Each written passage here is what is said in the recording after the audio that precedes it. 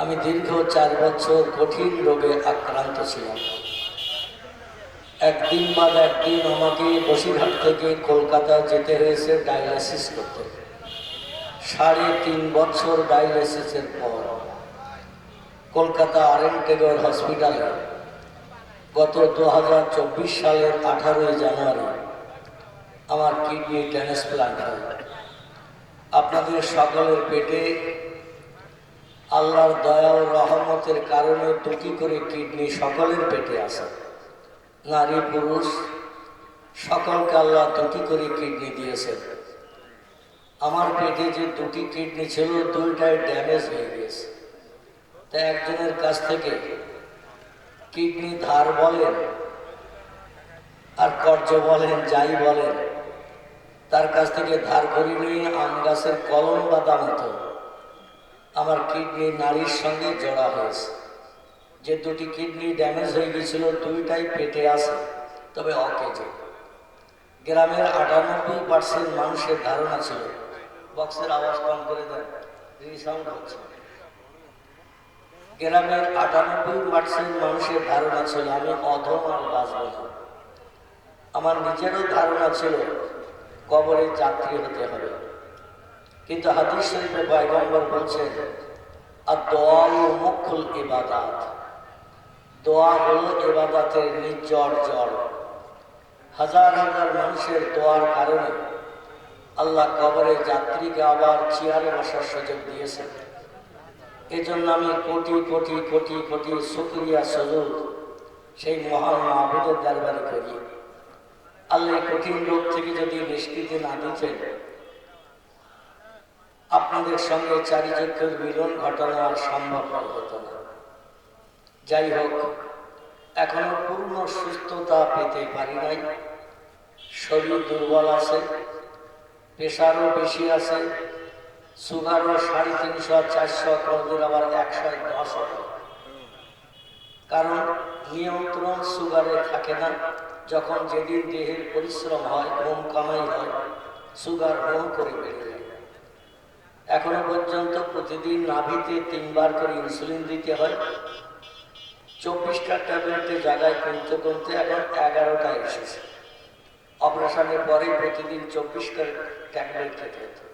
মানে মুড়ি যেমন গালে দেওয়া হয়, 5টা 6টা ট্যাবলেট একসাথে এরকম গালে দেওয়া হতো। যাই হোক, দোয়া করবেন। কবে কোন দিন আজরাইলের মাধ্যম দিয়ে আল্লাহ ডাক দেবেন আমিও জানি না, আপনারাও জানেন না। অধমের মরণের খবর পেলে একটু খাস করে দোয়া করবেন।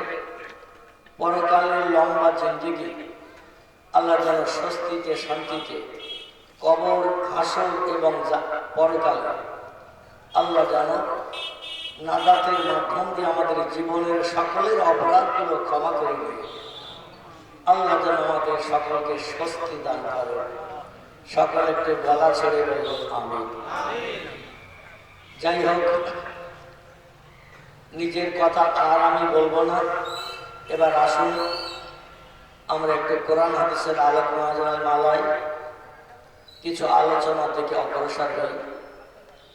ফুরফুরা শরীফের পেশাব কেবলা আসছেন, তার গাড়ি সম্ভবত খারাপ হয়ে গিয়েছিল রাস্তায়, এই জন্য আসতে একটু লেট হচ্ছে।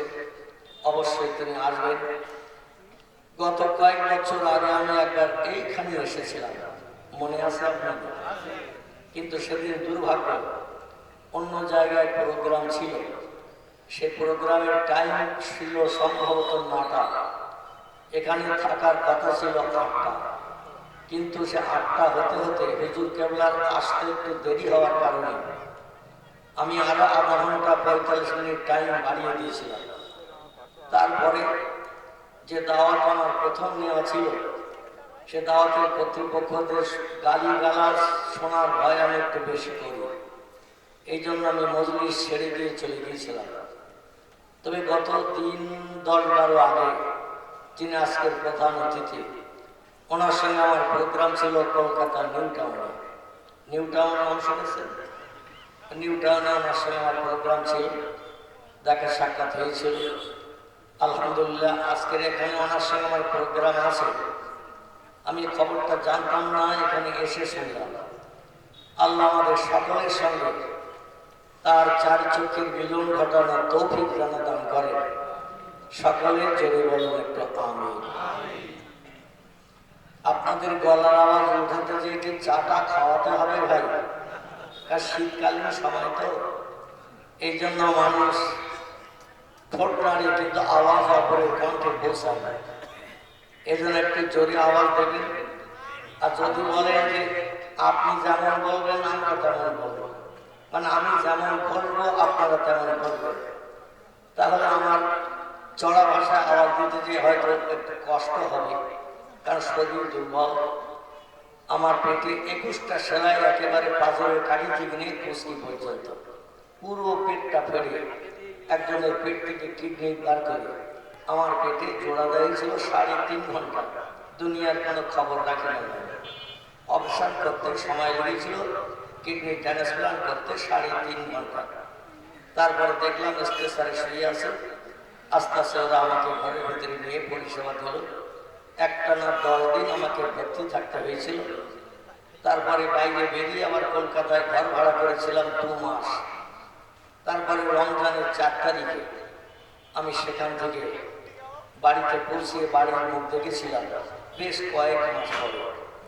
আমি আপনাদের জন্য দোয়া করি, আল্লাহ আমার মতো অধমের যে কঠিন রোগ দিয়েছিলেন, এইরকম রোগ আপনাদের কাউকে যেন আল্লাহ না দেন। কম বেশি আপনারা হয়তো শুনে থাকবেন বা জানা থাকবেন, অপারেশন পর্যন্ত আমার খরচ করতে হয়েছিল 80 লক্ষ টাকা। অপারেশনের পরে খরচ হয়েছে 10 লক্ষ টাকা। এখনো ওষুধ চলছে। আমি এই জন্য আপনাদের জন্য এই দোয়া করি, আল্লাহ যেন এরকম কঠিন রোগ বেমারি অসুস্থতা আপনাদের কাউকে যেন না দেন, বা কাউকে যেন এরকম মুসিবতে আল্লাহ না ফেলেন। গলা ছেড়িয়ে প্রাণ ভরে উচ্চ রবে একটু বলুন আমিন। আলহামদুলিল্লাহ।